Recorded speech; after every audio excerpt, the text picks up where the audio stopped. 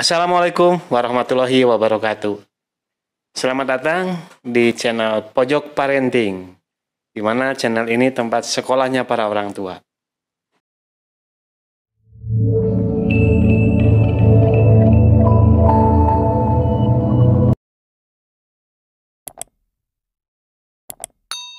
Ayah bunda yang semakin dicerdaskan dalam mendidik anaknya di rumah.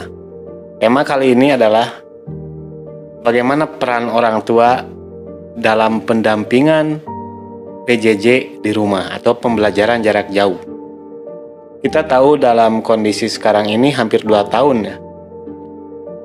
Pandemi ini belum berakhir dan entah sampai kapan berakhirnya. Salah satu aspek yang terasa dampaknya dari pandemi itu adalah di aspek pendidikan, di mana aspek pendidikan ini semua sekolah tidak melaksanakan pembelajaran tatap muka, tapi diganti dengan pembelajaran jarak jauh atau yang kita kenal dengan pembelajaran online ataupun daring. Dengan adanya pembelajaran daring ini menambah satu tugas orang tua, yang padahal tugas ini sebetulnya merupakan memang tugas orang tua.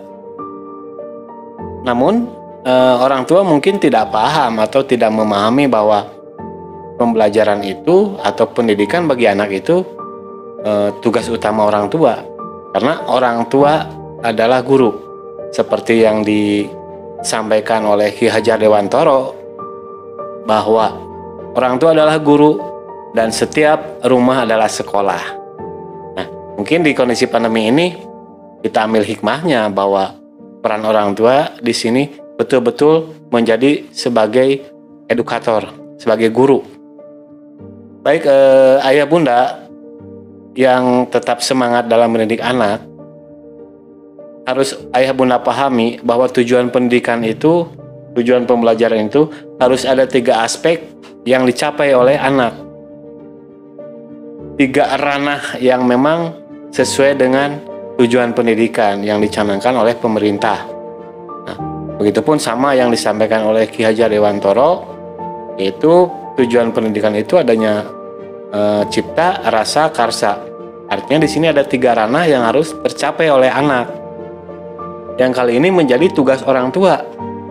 Apa saja capaian yang harus ditempuh sehingga pendidikan itu tercapai?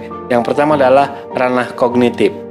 Yang kedua, ranah afektif, dan yang ketiga adalah ranah psikomotorik. Nah, ketiga hal ini harus tercapai oleh anak-anak ayah bunda di rumah. Artinya, orang tua harus memahami ketercapaian 3 aspek itu.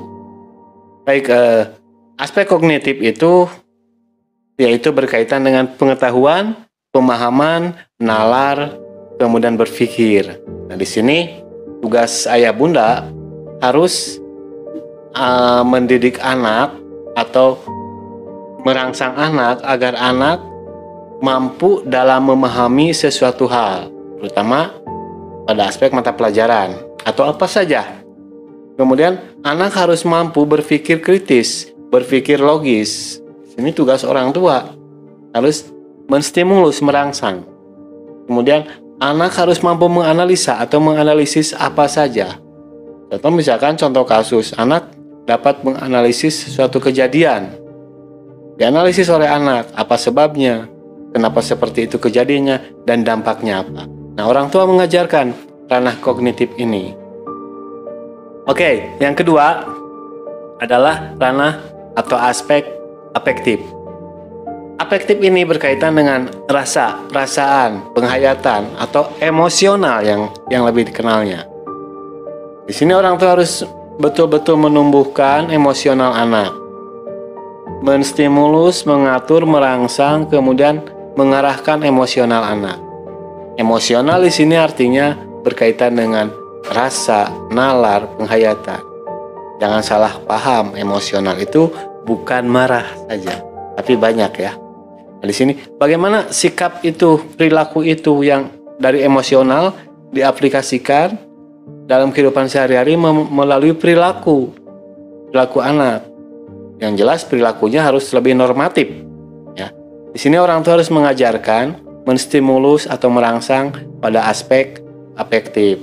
Contoh misalkan ketika orang tua mengajarkan, ayah bunda mengajarkan anak di rumah, karena berkaitan dengan ranah afektif, maka perilaku orang tua tidak boleh sambil marah-marah dalam mengajarkan anak. Nanti itu menjadi salah satu patokan buat anak bahwa kemarahan atau marah adalah menjadi salah satu solusi.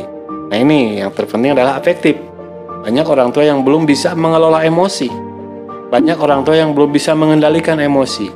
Sehingga ketika berhadapan dengan anak dalam pendampingan belajar, yang timbul itu biasanya orang tua marah ketika anak belum paham apa yang dijelaskan dan dipaksa anak untuk paham, sehingga yang muncul adalah orang tua marah. Nah ini harus bisa dikendalikan karena kaitannya dengan afektif, perilaku yang berkaitan dengan rasa, perasaan, penghayatan dan sebagainya.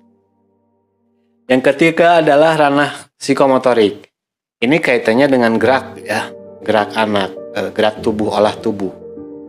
Di kondisi PJJ ini biasanya kan pada umumnya anak dihadapkan dengan gadget, teknologi online sehingga tubuh kurang gerak. Nah, di sini orang tua harus mengajarkan sedikit demi sedikit bagaimana olah tubuh, gerak tubuh. Contoh misalkan kalau anak SD belajar menulis, itu motorik halus. Kemudian motorik kasarnya jalan kaki atau lari-lari kecil di dalam rumah. Nah, ini harus terus diajarkan karena kondisi PJJ biasanya cenderung anak kurang gerak karena dihadapkan dengan teknologi atau gadget.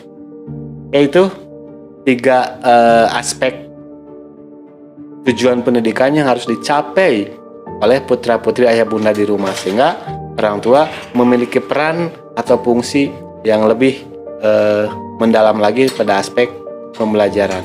Oke, terima kasih. Assalamualaikum warahmatullahi wabarakatuh. Tetap semangat.